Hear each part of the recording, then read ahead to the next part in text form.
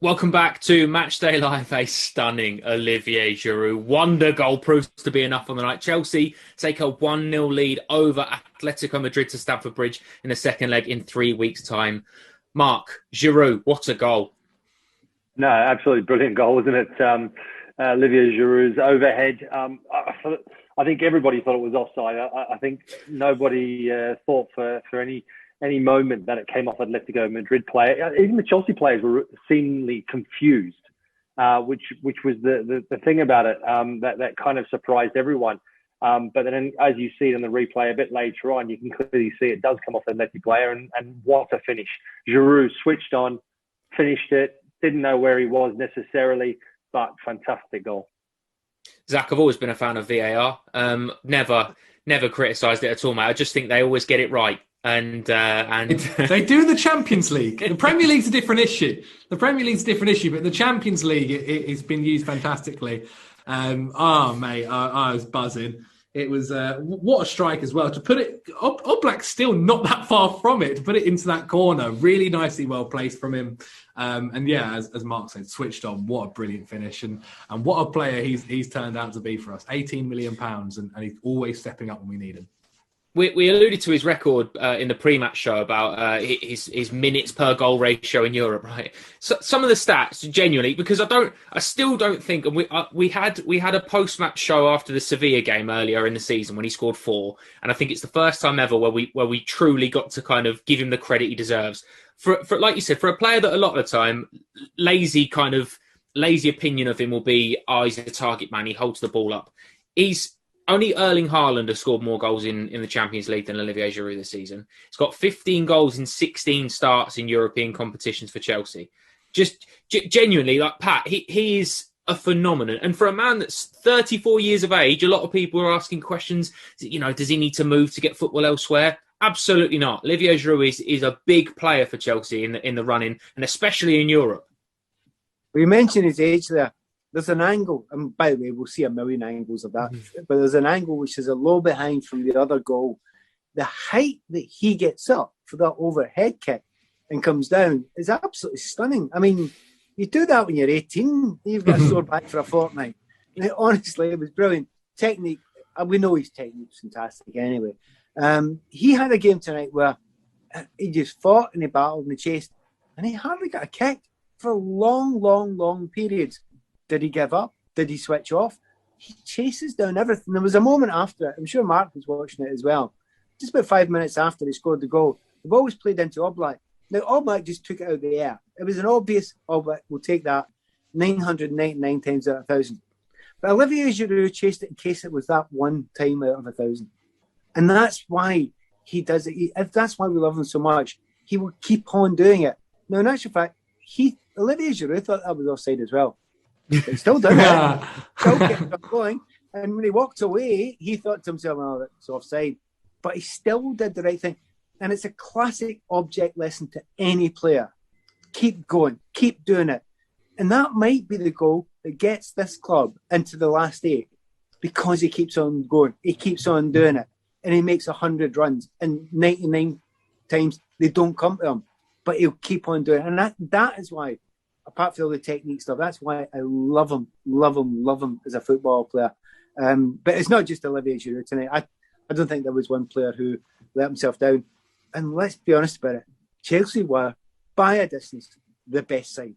By a distance. And that's great considering we're a goal up and we've got them down here at the bridge back there behind me. It's great. Great, isn't it? It's the 14th time that Chelsea have won the first leg of a knockout tie in the Champions League away from home. The previous 13 times they've qualified from that specific round. So it's a good sign. It's a good omen. And Mark, we said at half time, perhaps you might not get too many clear-cut chances. I'm not in any way saying that was a clear-cut chance for Olivier Giroud to have to jump 6 foot in the air and swing it over his left shoulder. But when you do get half a chance against a goalkeeper of elite quality in Jan Oblak, that's no mean feat, is it? You don't get many chances and you've got to take them, and that's exactly what Olivier did tonight. No, yeah, you're right. I mean, you don't get very many chances against Atletico Madrid normally, and you've got to take them, and he certainly did that. And that's the difference. That will be the difference. Like Pat was saying, that could be the difference in terms of whether Chelsea qualify for the next round or not. Yes, it's an away goal, but it's those defining little moments in games, that extra little bit of quality that Chelsea possessed. I mean, interestingly, second half, they were a little bit slow to get going again, but that was more down to Atleti, I think, lifting their pace, their tempo, putting their foot down a little bit more. But then as the game wore on, they still controlled it for vast majority of time. And I actually have to say, when N'Golo Kante came on, I thought Chelsea even took over more of the game. He just added that little bit more of energy, the athleticism in midfield, his breakdown of play. You've got to really watch this guy to understand and appreciate how good a player he is. I would be playing him, and I know, and it's not a criticism to Kovacic or Jorginho, I'd be playing him ahead of one of them because I just think he's so valuable for Chelsea. Well, Zach, I mean, he's going to have a great opportunity because, Jorginho and Mount both suspended for the second leg through bookings today. And like Mark said, N'Golo Kante is not only a more than capable replacement, but we've all said this, we take him for granted because he's one of the very best in the world at what he does. And any team that starts N'Golo in is a team stronger for it. Oh, 100%. I mean, for the opposition, it must be so difficult to play against a midfielder who's not only great at defending like we know he is always there, putting in the tackles, intercepting the ball, but being able to drive forward with that ball. He's got this kind of... It sometimes looks like he takes a bit of a heavy touch, but he does it on purpose so that he can lead onto it and drive forward with it and try and start off the play. And yeah, it's a shame that Jorginho and Mount aren't going to be available for the next game because they were fantastic today, both of them especially. But as you said, we've equally got players ready and fighting for the badge and ready to play in that next picture. Kante, Havertz came on today. Actually, he was only on for a few minutes, but I thought he looked pretty bright too. So we've got a few games before that, so we've got to focus on them first. But yeah, it's not too bad. Very true. And Pat, just on that Zach's saying there, Kai Havertz, great to see him back on the pitch. Same for Hakim Ziyech and Christian Pulisic. These are players that again, we've got at some point in the run-in, they're going to play a huge part for us because of the quality they possess. And especially with Kai, because, he's been injured and he's had COVID and it's such a difficult season to try and settle into. He's such a young player as well still. It's important to give him the time and give him the opportunity to win his way into the team because his quality will shine eventually, won't it? I'm not worried about him. Honestly, I'm not concerned. He's fine. He's going to be great. He's a superb player. What I've watched of him before he came to Chelsea tells me enough about him that technically he's top quality, top drawer, and in time he will be fantastic for us. It takes some players a little bit longer than others. When he's playing with the confidence bordering on arrogance that he's got, he'll be special for us. So don't worry about that. I'm happy with that. My concern is what we were talking about just a moment ago. We're going to have two sitting midfielders that we're going to need for this second leg. Kovacic, don't get injured. Kante, don't get injured. Right. And I know there's a couple of others we can put in there. And by the way, Reece James is one of them. I'd be really comfortable with Reece James being one of those two sitting midfielders there. I've been watching him play at Wigan. He's spectacularly good in that position. But further forward than that and behind, not worried at all. I am so confident of what we can do against Atletico Madrid in the second leg. Really, really confident. My only concern, I have one concern with their team. Dembele can play. Dembele's a danger.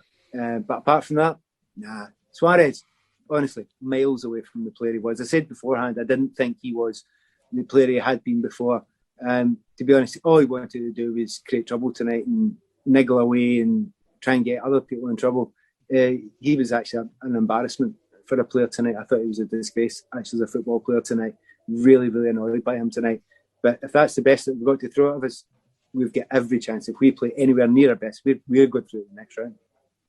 Mark, obviously, I don't want to look too far ahead of tonight because it's a fantastic result, but it's only half time in the tie. And, and like Pat said there in Dembele, and we know how good Joao Felix is. But when Atletico now come to Stamford Bridge, what do you expect to see from them? Because I suppose we were all slightly a little bit taken aback by the defensive approach, but obviously they can't do that now. We saw them try and go a little bit more aggressive and a little bit more sort of offensive in the last 20 minutes when they're chasing the game. Do you expect to see it from the outset, or do you still think they'll be tactical and methodical and try and sort of, ease their way back into the tie?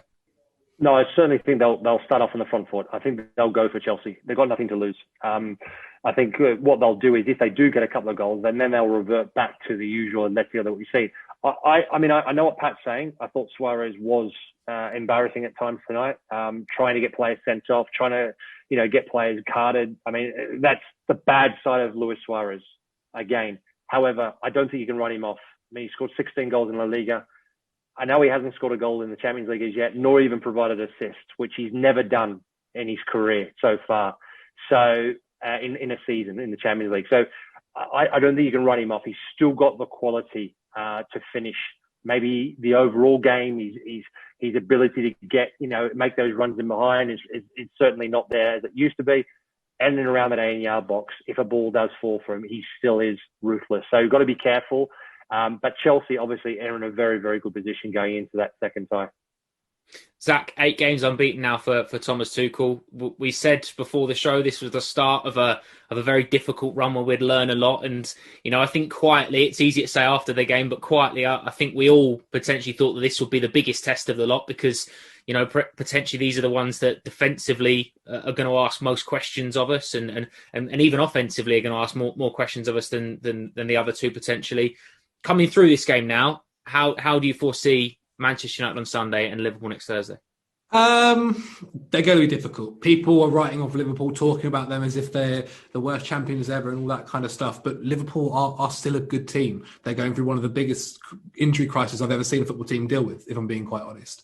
And their attack is still world class. Mohamed Salah, Sadio Mane, Roberto Firmino don't just get bad overnight. They are still world class players who will punish you if you don't respect them enough. But they are beatable, as shown over the past few weeks. Manchester United is a weird one because personally, I don't think Manchester United have been great all this season, but they're second place in the league. Even when they're bad, they win games. They've got players who, again, will punish you. Rashford's brilliant. Bruno Fernandes at times is arguably player of the season at the moment. He's fantastic. And whether does he turn up in the big games? I mean, with Chelsea Football Club, when a player needs a goal or an assist to kind of back himself, it seems to come against us. However, I trust Thomas Tuchel. He's not only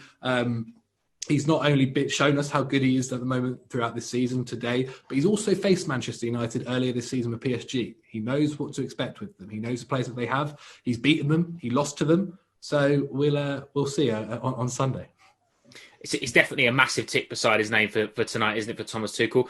Mark, what have you made of the manager since he's come in? Because I think all of us from a passionate fan's point of view were so desperate for things to work with Frank Lampard that when a new manager comes in, there's a lot of pressure on him straight away because not only is it Chelsea Football Club, but he's following Frank Lampard, someone that's so highly thought of and loved by the club and the fans. But I think, speaking as a fan's perspective, I think he's been such a breath of fresh air. He's spoken honestly and he's been brilliant. And, if you're 8 games unbeaten in your first 8 games as Chelsea manager, then that speaks for itself, doesn't it? Yeah, and I think he's been treading very carefully. So he's been very honest, like you said. I think he's been very controlled, very measured in what he's been saying, and very matter of fact. And I think he's allowed the football to do its talking. And I was wondering whether tonight's game was a couple of weeks too soon for Chelsea and the revolution, the kind of the changing of a manager, the finding their feet. Chelsea were getting results, but not necessarily putting in fantastic performances, but they're building. And I was wondering whether or not Atletico, top of the table in La Liga, doing so well, is it going to take a little bit more time? Is it slightly too soon? Tonight proved it's not. And with each game, I mean, Southampton, Chelsea were not at their best, certainly not, but they still dominated play, still should have probably won the game on chances created. They seem to get better and better with each game. Tonight, the intensity level, the tempo which they play, particularly second half, I think without the ball, the work rate is exceptional. And I think the team play, so the organisation is far better than it has been. And that's improved dramatically over the last 6-7 weeks. Absolutely. And again, it's been thoroughly enjoyable to watch. I mean, tonight we could go on for forever on a night on the back of a result like tonight. We genuinely could, but that is unfortunately all from us this evening. There's plenty more to come on the Fifth Stand, including post-match interviews, which will be available on the Fifth Stand shortly. So do stay tuned for those. You can also see highlights of tonight's match from midnight, which, well, we're staying up and watching again, aren't they? Friday afternoon, the boss will back facing the press ahead of a massive Premier League weekend. Then on Sunday, the big one, no hype needed, 3:20 Sunday afternoon. Join us for Matchday Live, Chelsea and Manchester United. And we've got a very special guest joining us as well. So make sure you join us for that one. I mean, What a result. What a night. Chelsea win 1-0 against Atletico Madrid. Bucharest is blue. Part one of our European job done. Thomas Tuchel's side are 90 minutes away from a quarter-final place in the UEFA Champions League, thanks to another Olivier Giroud piece of art. Thank you for watching and enjoy the rest of your evening.